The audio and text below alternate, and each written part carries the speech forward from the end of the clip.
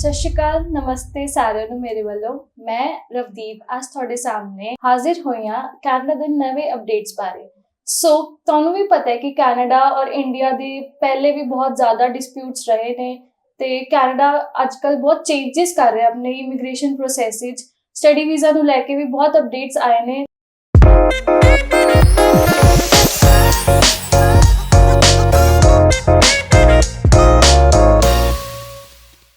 ਤੇ ਅੱਜ ਸਾਡੇ ਨਾਲ ਮਿਸਟਰ ਪ੍ਰਦੀਪ ਸਰ ਜੁੜੇ ਨੇ। ਪ੍ਰਦੀਪ ਬਾਲਨ ਜੋ ਕਿ ਵੈਸਟਰਨ ਓਵਰਸੀਜ਼ ਦੇ ਮੈਨੇਜਿੰਗ ਡਾਇਰੈਕਟਰ ਨੇ। ਸਤਿ ਸ਼੍ਰੀ ਅਕਾਲ ਸਰ। ਨਮਸਤੇ ਸਰ। ਸਤਿ ਸ਼੍ਰੀ ਅਕਾਲ। ਅੱਜ ਤੁਹਾਨੂੰ ਸਰ ਦੱਸਣਗੇ ਕਿ ਕੈਨੇਡਾ ਦੇ ਐਸੇ ਕਿਹੜੇ ਨਵੇਂ ਅਪਡੇਟਸ ਆਏ ਨੇ ਜਿਨ੍ਹਾਂ ਦਾ ਸਟੂਡੈਂਟਸ ਨੂੰ ਬਹੁਤ ਅੱਛੀ ਤਰ੍ਹਾਂ ਪਤਾ ਹੋਣਾ ਚਾਹੀਦਾ ਹੈ। ਜਨਵਰੀ 1 2024 ਤੋਂ ਜਿਨ੍ਹਾਂ ਨੇ ਸਟੱਡੀ ਵੀਜ਼ਾ ਤੇ ਜਾਣਾ ਹੈ ਉਹਨਾਂ ਨੂੰ ਕੀ ਜਾਣਕਾਰੀ ਦੀ ਲੋੜ ਹੈ, ਕਿਹੜੇ ਅਪਡੇਟਸ ਆਏ ਨੇ। GIC ਚ ਸਾਨੂੰ ਪਤਾ ਲੱਗੇ ਕਿ ਹੋਰ ਨਵੇਂ ਚੇਂजेस ਆ ਰਹੇ ਨੇ, ਕਿਹੜੇ ऐसे चेंजेस आ रहे हैं जिन्हों का स्टूडेंट्स को पता होना बहुत जरूरी है। जी रवदीप, अभी जो रिसेंट चेंजेस आया है वो है GIC को लेके। लिविंग कॉस्ट पहले क्या था कि $10,000 स्टूडेंट्स को GIC पे करना होता था। जी सर। लेकिन 1 जनवरी से ये मोर देन डबल हो गया है। $20,635 स्टूडेंट्स को as an living cost GIC के मोड में कनाडा लेके जाना पड़ेगा। तो इसके पीछे रीजन बहुत बड़े हैं। दैट इज, आपने देखा होगा पास्ट में बहुत सारी वीडियोस आई हैं जिसमें स्टूडेंट बोलते हैं कि जी काम नहीं मिल रहा, काम नहीं मिल रहा। ठीक है। सेकेंडली बहुत सारे स्टूडेंट क्या करते थे कि वो पढ़ाई नहीं करते थे, वो सीधा काम के चक्कर में पढ़ाई भी ड्रॉप कर देते थे, तो बच्चों का भविष्य खराब हो जाता था। तो कनाडा चाहता है कि उसका कंट्री हमेशा इंटरनेशनल स्टूडेंट का वेलकम करे और एक गुड फेथ में बच्चे यहाँ आए और अपना करियर बनाए। तो 2000 से GIC स्टूडेंट्स पे कर रहे हैं एंड वो $10,000 ही चल रहा था। अब हम बैठे हैं 2023 में, तो GIC बढ़ा ही नहीं था। आप ये देखिए ना, खाने पीने रहने के खर्चे तो डे बाय डे बढ़ ही रहे थे। तो यहां से बच्चा कम पैसे लेके जा रहा था, $10,000। तो बच्चे को वहां जाके जब $10,000 जो उसको रिटर्न होते थे वो भी पूरे साल में मिलते थे। तो स्टूडेंट्स अपने खाने पीने रहने के खर्चे कंपीट नहीं कर पाता था। तो ये एक बहुत बड़ा चेंजेस है और कहीं ना कहीं पॉजिटिव है। तो IRCC ने अभी रिसेंटली ये मतलब लॉन्च किया है। तो 1 जनवरी से जो बच्चे अपनी फाइल लगाएंगे 1 जनवरी 2024 से उनको 10,000 की बजाय $20,635 पे करना पड़ेगा। तो अब स्टैटिस्टिक कनाडा के हिसाब से जो मिनिमम एक कैंडिडेट को जीने के लिए पर ईयर जो पैसे चाहिए उसका 70% ये मांग रहे हैं, 20,635। तो ये एक बहुत बड़ी अच्छी चीज है for the betterment of the student जो रियली पढ़ना चाहते हैं। तो जो स्टैटिस्टिक कनाडा बोलता है कि लो इनकम कट ऑफ है जो आज की डेट में, जो इस ईयर की बात करें 2023 या 24 में बात करेंगे तो $29,478 100% है। उसका वो 70% मांग रहे हैं, $20,635। इससे बच्चा अपना खाने पीने रहने के खर्चे निकाल पाएगा, साथ साथ में बच्चा पढ़ाई करेगा क्योंकि बच्चे के ऊपर कोई बर्डन नहीं है। अभी क्या हो रहा है कि बच्चे के पास बर्डन है, उसको अगले साल की फीस पे करनी है, इधर से उसको अपने खाने पीने रहने के खर्चे भी निकालने हैं, बच्चे के पास उतनी इनकम है नहीं, तो बच्चा पढ़ाई नहीं करता है और बच्चा ड्रॉप हो जाता है तो कनाडा का नाम खराब हो रहा है। बिल्कुल ठीक। दैट्स द रीजन उन्होंने करा है कि आप 1 जनवरी से अगर आप आ रहे हैं तो $20,635 पे करें। साथ साथ में यहाँ पे मैं ये भी एडअप करना चाहूंगा कि मुझे नहीं पता ये वीडियो आप कब देख रहे हैं। अगर आप 31 दिसंबर 2023 तक, that is the deadline, 31 December 2023 is the deadline. अगर आप इससे पहले या इस दिन भी आप अपनी फाइल लगा देते हैं तो आपको सिर्फ $10,000 GIC ही पे करना है।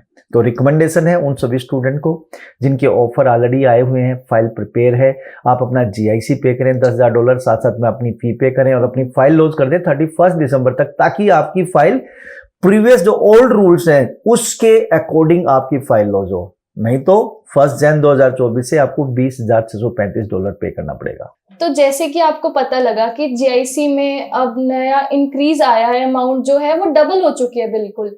तो सर आप क्या बोलेंगे कि ये बच्चों की बेटरमेंट के लिए है, तो अब जो पेरेंट्स हैं वो इसको पे कर पाएंगे या उन पे क्या इफेक्ट आएगा इस चीज का? देखिए, मैं मानता हूं कहीं ना कहीं पॉजिटिव है। इसमें दोनों टाइप के कैंडिडेट्स हैं, कुछ का बजट ही नहीं है तो उनके लिए तो बड़ी प्रॉब्लम हो जाएगी। लेकिन मैं अगर इसके लॉन्ग लास्टिंग रिजल्ट देखूं तो पॉजिटिव है। तो यहाँ स्टूडेंट्स को और स्टूडेंट्स के पेरेंट्स को समझना पड़ेगा कि आपको GIC just more than double देना पड़ रहा है, तो बट ये आपके बच्चे के भविष्य के लिए, क्योंकि बच्चा आपका पढ़ेगा तो आगे व्हाइट कॉलर जॉब करेगा तो सेटल हो जाएगा, और अच्छी जॉब करेगा तो नेचुरल सी बात है पूरी जिंदगी अच्छी जाएगी। अच्छी बात है, इससे मैं मानता हूं कि बच्चे जाना कम नहीं होंगे, बच्चे बढ़ेंगे, क्योंकि ये कंट्री ऐसा है जिसमें आपको ट्यूशन फी पे करनी है, जीआईसी पे करना है, कोई फंड नहीं दिखाने, आप फाइल लगाइए, आपका वीजा आ जाता है। अगर रेस्ट कंट्रीज की बात करूं तो आपको 6 महीने की या साल की फी पे करनी है, साथ साथ में आपको फंड भी दिखाने पड़ते हैं, साथ में पेरेंट्स की इनकम भी दिखानी होती है। तो बहुत सारी चीजें हैं, जैसे ऑस्ट्रेलिया की बात करें, जीटी है, जर्मन टेम्परेरी एंट्रेंट, उसके बाद बहुत सारे ऐसे बच्चे हैं जिनके पास फंड्स भी हैं, उसके बावजूद उसका जीटी क्लियर नहीं होता, जीटी क्लियर नहीं होता तो बच्चे ड्रॉप हो जाते हैं। यह ऐसा कोई पापड़ बेलने की जरूरत ही नहीं है, तो आप बस अपनी फीस पे करिए, जीआईसी पे करिए, फाइल लगाइए, वीजा आएगा, तो ये बेटर है। बच्चे जाने बंद नहीं होंगे, बच्चे डबल होंगे। ठीक है सर। सर क्या और अदर चेंजेस हैं जो कैनेडियन गवर्नमेंट है वो इम्प्लीमेंट करेगी, या आपके अकॉर्डिंग और क्या आने वाला है जो बच्चों के लिए जानना बहुत जरूरी है? जी देखिए, यहाँ पे मैं एक ही चीज बोलना चाहूंगा कि जो हमारा स्टूडेंट्स गया है ना यहाँ से, उसने एक बहुत ही बैड इम्पैक्ट डाला है वहां जाके।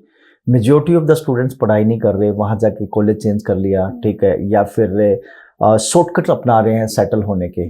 तो उन सभी के लिए आने वाले टाइम में बहुत कुछ होने जा रहा है, तो बहुत सारे चेंजेस आ रहे हैं। एक तो चेंजेस ये आ ही चुका है कि $20,635 मोर देन डबल उन्होंने जीआईसी किया, ताकि बच्चे एक अच्छी लाइफ जी सकें और अपनी एजुकेशन है उसको अफोर्ड कर सकें।